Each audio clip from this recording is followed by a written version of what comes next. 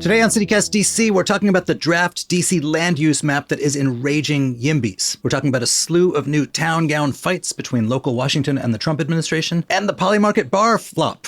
And in a members-only fourth segment, should DC's minimum wage go up to $25 an hour? The question is about to be on the ballot, so you'll get a chance to vote, and we've got some thoughts. I'm joined by my CityCast colleagues Julia Karen and Bridget Todd.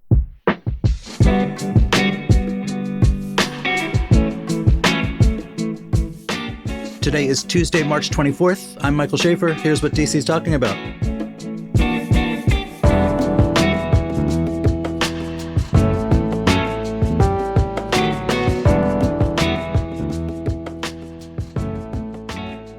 Hey, Bridget. Hey, Mike. How's it going? Good. Hey, Julia. Hey, good to see y'all. All right, so I want to start by talking about the draft land use map of DC, and I'll preface that by begging people to not hang up. Not have their eyes glaze over when you say land use study that bit. But look, the city periodically updates its land use map, which is like the master zoning plan, and this one is supposed to last through 2050. And the basic pressure of DC, as everyone knows, is it's really expensive to buy a house or rent a house around here. The rent is too damn high, and everyone in the political spectrum, right, left, center, all say that the cost of living is their top priority and making housing affordable is their top priority. But this map changes very little. And in a lot of people's minds, the reason housing in DC is so expensive is that most of the city, despite being a city, is zoned as if we were the suburbs, where the only things allowed are either detached houses or semi-detached houses. And there's other parts that have sort of a zoning that allows row houses, but no apartment buildings, et cetera, et cetera. And there's been a slight increase in the amount of places that are zoned for denser things, particularly up in Ward 3, the most historically suburban part of town. But in the main, it's really just about the same. And so this group of people, the YIMBYs, yes, in my backyard, people who want to encourage more building and more stuff and think that this is going to help bring down housing because there will be more supply to meet the demand, are furious about this. There was a protest in front of the city government's buildings about this, in front of the planning office. And I am baffled. This is a thing where sort of the sense of history moving in this direction has been pretty strong in DC, maybe falsely created by us in the media or by social media, and where there's been all of this hand-wringing about the cost of housing, and yet being given a chance to do something pretty big about it, they seem to just not. What are the protesters protesting for? What are they asking for? What are their demands? Do we know? They're asking for a dense map, a map that allows much more of the city to have apartment buildings, row houses, the kinds of things that enable you to build a lot more units of housing in the same amount of square miles. And I imagine that, look, in politics, everyone can say, we want more housing, we want housing to be affordable. But, I have also been tending my garden in my little neighborhood for the last 30 years, and I don't want someone to build an apartment building next door. And I'm suddenly scared about what might happen to my patch of grass. Yeah, your patch of grass gets a little less sun if there's a duplex or triplex right next to it, right? Right.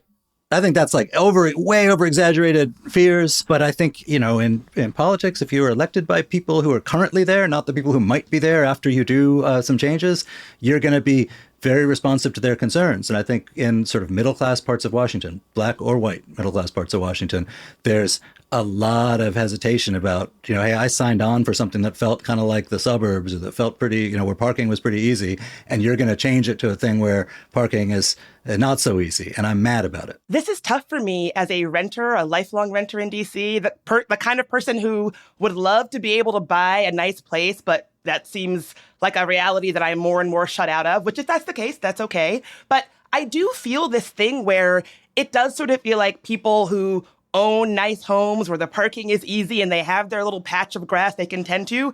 I don't love the feeling like those are the only people whose votes matter. Those are the only people whose perspectives matter.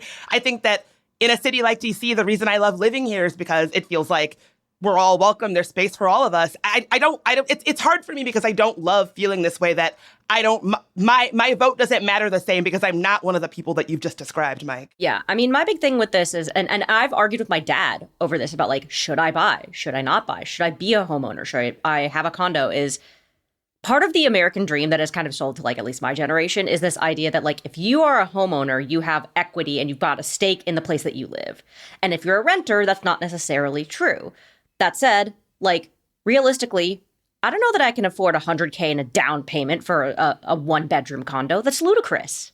The question is, what do you do about that? And look, there are some people, particularly in rich neighborhoods, who will say, well, we should just build more, low income housing. That doesn't really help you, a worker in the media industry, because you're not low income, but you're also somebody who is having a hard time affording to buy a place in the city that you live in. But this question is like, do you build more stuff or do you not? And once it gets to the level of your block, a lot of people get reticent about it. And there may be more of them than there are of you. Right. That's the thing that I get worried about is like, not for me, but for thee only, right? Like in your neighborhood, it's fine, but not in my neighborhood. Look, I live in Cleveland Park, and I can tell you, like, that entire strip, there's a nice condo building going up. I probably won't be able to afford it, but like, they haven't built on top of the Sam's Park and Shop. They haven't built on that top area of Cleveland Park. Like, you could, potentially, and have more housing and make it more affordable, but who knows?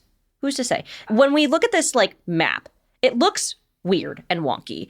Like, how should I read this and understand it as someone like trying to figure out what to do here when I'm looking at this map? Like what makes sense here and what doesn't make sense here? I mean, you can look at the map. We'll put a link on our site. But there's like a very small number of places where there's been any change at all. And I think that's like the top line. The people in political power talk as if this is a city emergency and we have to all be at battle stations. And yet when the chips are down, they've made very few changes. And I think, this is a democracy. And I think you're always going to have that tension between a great majority of people who fear change more than anything else because they've made it work for themselves, even if they recognize that in the abstract, the system is unjust and terrible, but they don't want to lose the thing that they made work for themselves. And I think we have a sort of a cultural divide in this city between people who see it as a sort of quasi suburb, a place with plenty of shade and plenty of parking available, and people who have a different view of it. And I think because we're in a moment of like great housing affordability crisis, that cultural divide is a little bit papered over because everyone can say they're in favor of more people being able to afford places to live. But I think this map shows that the divide between the so-called YIMBYs and the kind of main current of what has been historically the main current of DC thought hasn't gone away, and the YIMBYs have certainly not won. Although I will say, Kenny McDuffie, mayoral candidate, came out with a very sharp statement opposing this map. I assume his rival is also going to be on that same page. But I think both of them are worried, like, is this, if I take too strong a stance, am I going to get crosswise with like the middle classes of Ward 4 and 5, the sort of the black middle class of Washington, as well as the upper Northwest sort of quasi-suburban class of Washington? You gave us the top lines that this map doesn't really change much. Are there any overlooked, weird, or odd details about this map we should know about? I was pretty surprised at what a large percentage of the change was in Ward 3, which I would have thought of as the most NIMBY part of town, but maybe it's not. Ward 3 is also a place where like there is the greatest amount of sort of lost opportunity. If you think of like the big avenues, Connecticut, Massachusetts, Wisconsin, I mean, right on top of the metros, stations in Friendship Heights, there's just like a lot of like really low slung sort of 2-story commercial strip, when that's precisely where more density would, everyone knows you build a lot of housing on top of a metro station. So that was one thing that surprised me sort of positively about it. So that's really surprising to me as someone who is like in Ward 3. Like I remember when Mazza Gallery was a place and now it is like full of like these very fancy apartments. Like I am surprised that actually got turned into housing. Like that area, Mazza Gallery, was like big shops. There's a Williams Sonoma there, Ann Taylor, all the fancy stuff, and now it's building. It's, it's housing. It is true, but there's not very much other housing on the DC side. And if you actually it's a pretty good illustration. If you stand there and look out at Montgomery County, which, right, a suburban county, but like the areas just on the other side of Western Avenue, a lot of tall buildings, some of them apartments, some of them offices. And then you look at the DC side and it's low. And this is, on top of a busy metro station. And like the city's map has been slanted for many, many, many years towards a sort of suburban model where activities are kept separate and the expectation is people want to live and should get to live in freestanding houses or semi-detached houses in quiet neighborhoods with a lot of parking. And there's a lot of people who say we should get rid of that, but it's kind of not happened yet. And I don't know if you polled like a majority of people, not just the sort of like smarty pantses who I hang out with on social media, you might find that there's a lot of them who like their shady cul-de-sac perfectly well.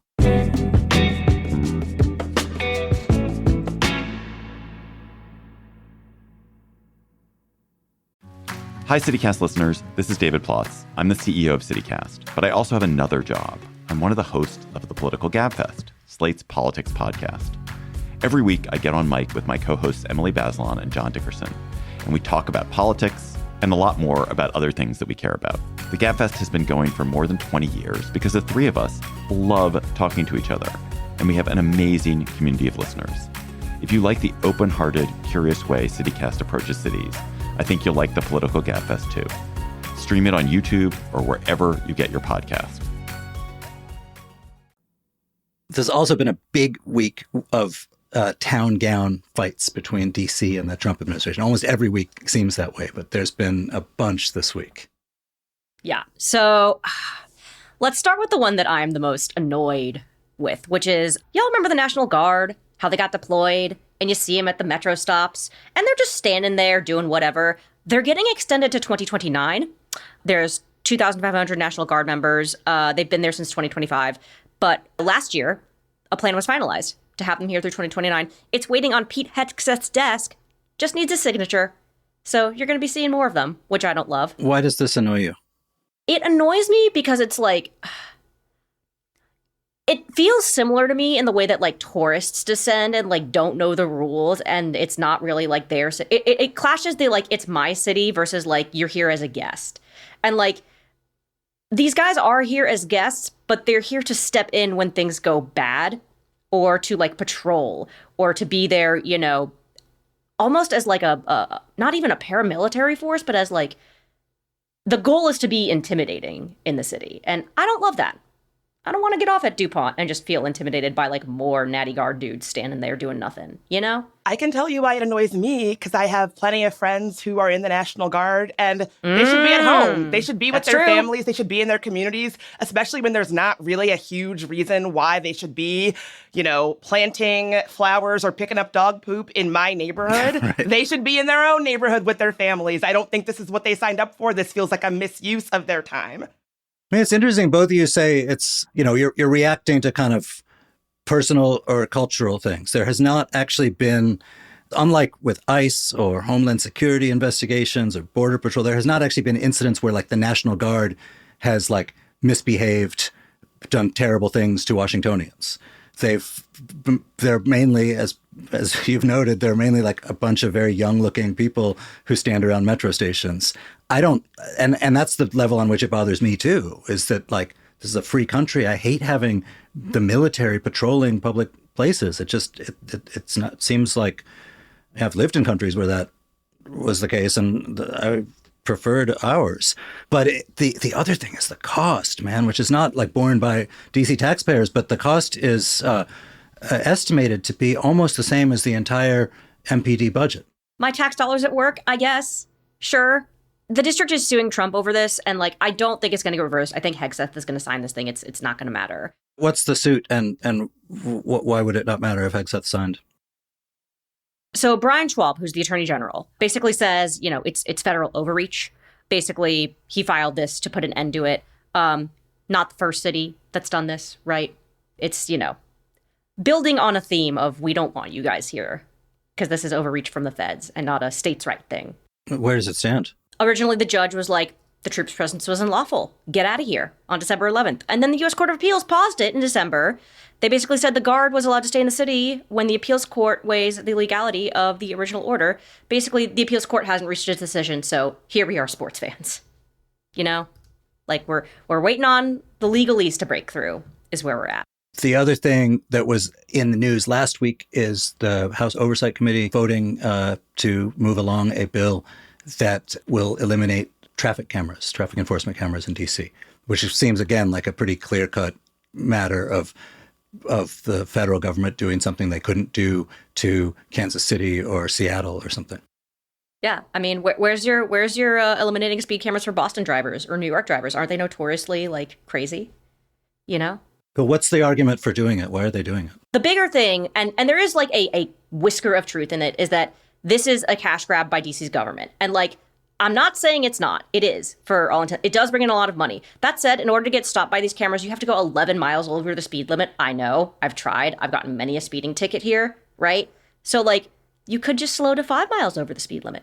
Or 10, and you're fine. I am not proud of the reaction that I had when I saw this in the paper. I was like, oh, maybe the Republicans are onto something on this one. Maybe they're not wrong. That's not actually how I feel, but I will say I had to renew my driver's license, and when the worker, who was very kind, very helpful, you go to the DMV and you're like, I'm going to have some form wrong. Something's going to be wrong. You're nervous. Yep. And you've wasted the whole day. Yes. Yeah. She handed me a list of tickets and was like, I'll give you your license, but you should take care of these tickets.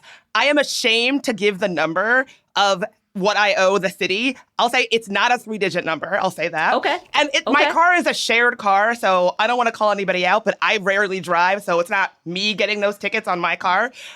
The ticket situation, I guess it's not going to win me any awards for saying this. Part of me, when I first heard it, thought, do they have a point? Because I think... They're not entirely wrong. That's what's annoying about this. Well, I mean, can we subdivide that question? Like, they are... It was pretty unseemly the last time this came up for a lot of the defenders of DC to say this is going to blow a such and such big hole in our budget, because that does actually reinforce the idea that this is a cash grab. And these things are supposed to be done in the name of public safety. You should ideally hope you earn $0 from these cameras because nobody speeds.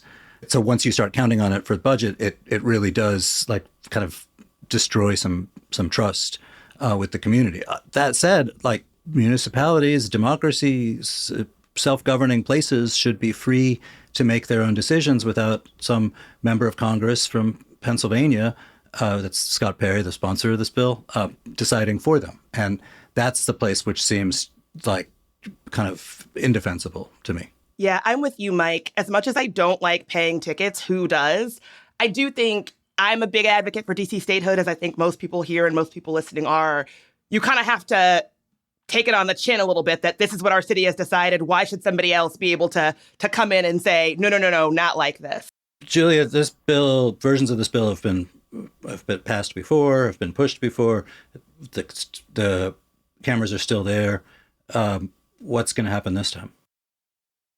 The short answer is that it's unclear. Like, is this the hill that Republicans want to die on before the midterms? I don't know.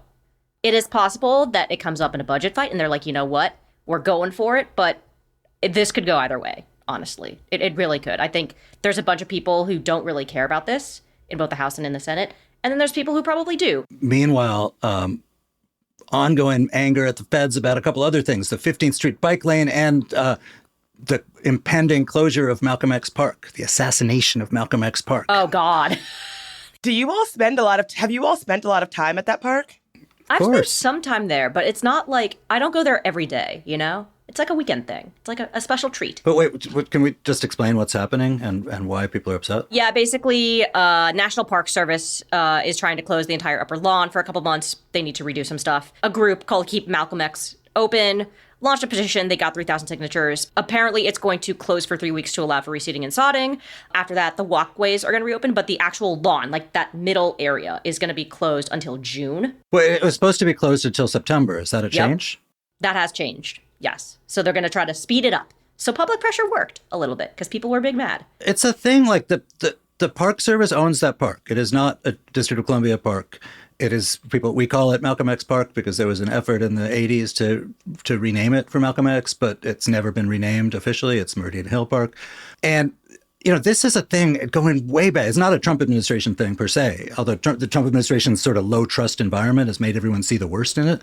But where the Park Service, it has a very small number of urban parks, and they're not very good at running them because the Park Service culture is built around like Yellowstone and Yosemite and stuff. And the ideal park in the eyes of a lot of people who work with the Park Service is one that has no people in it because people only mess things up and throw trash and screw up lawns. So it's a normal thing to do, and you control the park to replant the lawn and keep the lawn in good shape. But there's such an environment of low trust and bad assumptions, particularly about the Trump administration, that people see the worst in it. That, maybe they're doing it to shut that lawn because it's where a lot of protest groups organize and begin protests. And this will keep them from being able to do that around the 250th anniversary.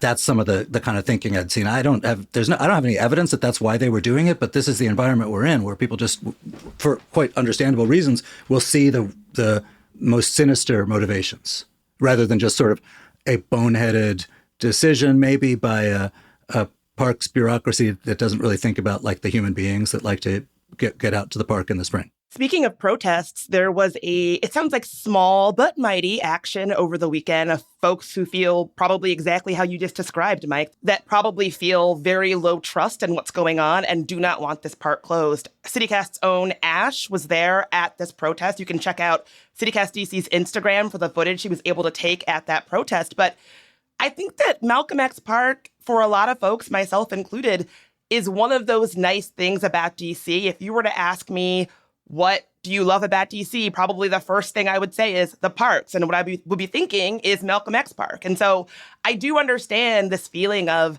hey, these little things that make DC so nice, it feels like you can't even count on those to be around anymore. Another thing that people were protesting over the weekend is the bike lane. There's the 15th Street bike track. It goes way up and down, but there's the part of it is under federal control. It's on federal land around the mall, and the Trump administration announced they were getting rid of it. This is, I think, a culture war thing, right? Bicycles are now coded as this like progressive thing, and real Americans, MAGA Americans, drive trucks and don't like to have to give up a lane of city streets to these holier than thou bicyclists, as they see it.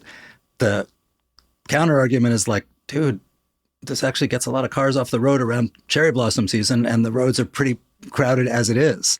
One interesting stat that Mayor Bowser dropped was that since that protected bike lane was installed, crashes dropped 46%, bike injuries fell 91%. So, we like safety here. Also, this is happening, when the cherry blossom things are happening, and there are going to be so many people walking around that you're, trying to get rid of this thing for, another set of cars or for parking. I know that parking happens on that, freeway area near. Have you guys seen, the cars that get, parked on, the bridge over the river, over the tidal basin? Completely illegal, but they do it anyways, right? I get what they're trying to do to create more space, but also you could just metro there. You could walk there. You could get some help there. Maybe take a bus. I don't know. Anything. Well, not anything, because, according to bicyclists, they've made bicycling pretty dangerous and scary. Yes. As a cyclist in the city, I can tell you many, many things the city is doing are making cyclists like me have to take measures that are unsafe, both for us and for people around us, and make people annoyed at us. And it's just, one of the things I said I would never talk about on the show is bike lanes because it's such and yet, here we are. I try to get out. Mike pulls me back in. But I do think they sort of have a point. And especially now with gas prices being what they are, I feel kind of smug when I talk to my friends who live in more car-dependent cities that, I rarely have to drive. I can bike everywhere. I can walk everywhere. And I don't know, it doesn't feel good to be in a time where that feels like it's being made more difficult. I wish we were in a time where that was being accommodated more. Right. And I think, I guess I just can't see it. I mean, the Trump administration's defense of this is they want to get back to common sense road measures where roads need to be reserved for quote unquote normal uses. But, I can't see anything other than cultural animus against the bicycling tribe, which they think of as not including their people. I will say one thing that's interesting is that the protest is sort of successful, right? So the DOJ basically said no work can begin on this bike lane until March 30th because the Washington Area Bike Association, WABA, I believe is the acronym for all you nerds out there, we're going to file suit basically saying like they have to go through legitimate process and procedure to get this done.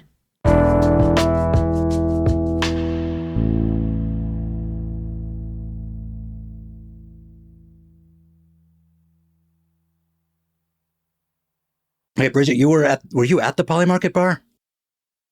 I was not at the Polymarket Bar. I had a plan to go. I bet that you would be there. I was, you bet.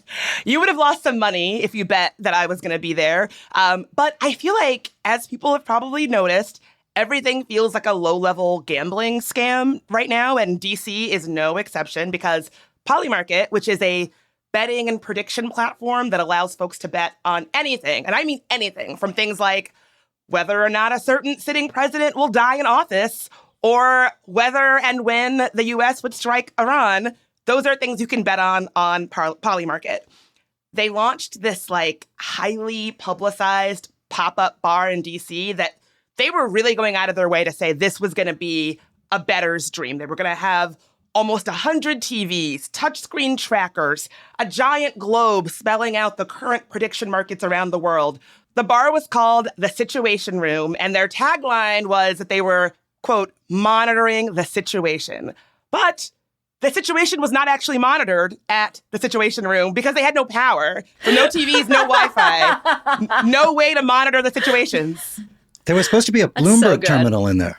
That's right. That's right. Oh, and live flight tracking, which I had thought it was like a really ghastly thing of like people betting on airplane crashes, but it turns out not to be that. It's people monitor for like if a flight's going from one place to another, maybe it's taking a player who's being traded and you're betting on the sports. I just got to read a tweet that I sent to my brother. So he's big into like stocks and trading and stuff. But I got to read this tweet that I sent my brother, who found it very funny. Gonna be home late tonight, babe. I'm out monitoring the Iran situation with a couple of guys. We might even stay and monitor the Cuba situation if something comes up. Could you imagine trying to go on a date to this thing? Worst first date place in the history of DC, except for maybe political patties, right? I'm gonna go out on a limb and say the average denizen is not someone who dates easily. Can we bet on that? Can we put a bet on Polymarket for that, Mike? Maybe. It's funny because, you're kind of joking about like, oh, they're not betting on ghastly things. But Julia, Except you're right. are. They are betting on things that are quite ghastly. NBC reported that a surge of anonymous last-minute trades before the Iran war began predicted that the U.S. would strike before February 28th. And a user by the name of MAGA My Man made more than $500,000 correctly predicting that when the U.S. would strike Iran. So they are like gambling on some I would consider to be ghastly things here. But I mean, if you saw this story about an Israeli journalist who was getting death threats against his family, on the phone, anonymous, like you better go in and change that because he had done some piece of reporting that contradicted something that someone had bet on Polymarket. And so the Polymarket person, or I don't know if it was Polymarket, but someone who bet on in an online betting forum. So this person then went and threatened him, pressuring him to retract this report because the report was the thing that was standing in the way of winning money on this bet. I will just predict also there will be a major motion picture on this theme within the next 2 years. I would watch that movie. We already have Democratic Senators Chris Murphy and Texas Congressman Greg Kazar introducing a bill that would make betting on things like war, assassinations, government actions, and terrorism illegal, which I gotta say, it sounds like something that we need. So I'm not the only person that finds apps like this to be a scourge. Lawmakers are getting involved. In the meantime, has that bar, like, what happened on the second night? Did they have power? Did things work out? So they did tweet, like, we're back to being able to monitor the situation, people. Come to the Situation Room. They did not acknowledge the big flop that was their opening night. What's also funny to me about this is that I think it was one of those events where the crowd was not just your average Polymarket or betting fan. It was a lot of media. interviewing media because it became like a media story, which part of me thinks is what Polymarket wanted. Because again, this was not like a real business. It's just marketing for Polymarket. They, a few months ago, they did something similar in New York where they opened up a pop-up free grocery store to advertise. And so just to be clear, this is not like a standalone real business they are trying to actually get off the ground. It's just a pop-up to advertise their betting services. So it's like the Melania movie. It's like, at least at the DC screening, the only people there were journalists. Exactly. I'm curious, what do you all think about this dynamic where it seems like everything, no matter how ghastly or ghoulish, is just another thing you can gamble on? I don't want to bring it back to sports, but I am going to bring it back to sports because, right, the Supreme Court basically said, yes, you can bet on live sports.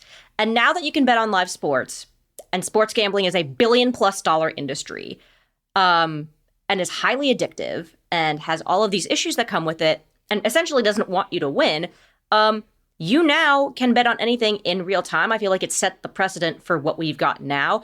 I think unless the Supreme Court says actually like live betting on live events like sports, where there's this like foundation of public trust, isn't a thing. There's nothing right now. No. The case that legalized this is partly to blame. So if you want to blame something, blame sports betting. It's the thing that got us here potentially. Well, one thing I'll bet on is that the continued prevalence of annoying DC pop-up bars tied to some like dubious trend of the moment. You betting on Polymarket or on Kalshi, Mike? Just whatever the next big thing is, you guys. All right, I want to give a big thank you to our newest CityCast DC neighbor, Andrew G. Thank you for your support. And we've got some shout outs from our CityCast DC neighbors too. Anne-Marie C. is shouting out Orange Theory Capitol Hill, which she says has amazing workouts and a wonderful community. Leslie H. loves the Little Engine in Eastern Market and says we need to try their wings and peanut slaw. She says they were amazing too. And Catherine K. thinks the Italian bar on Connecticut Avenue has the best espresso drinks. They also sell wine, beer, cocktails, and delicious gelato.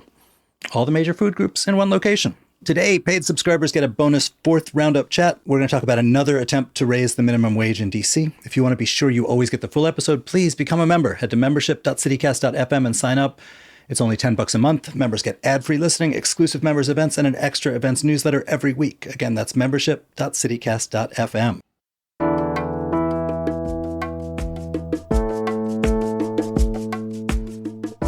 And that is all for today here on CityCast DC. If you enjoyed the show, why not tell a friend, rate the show, leave us a review, and subscribe to our morning newsletter. And if you liked the episode, consider supporting our work by going to membership.citycast.fm. We'll be back tomorrow morning with more news from around the city. Bye.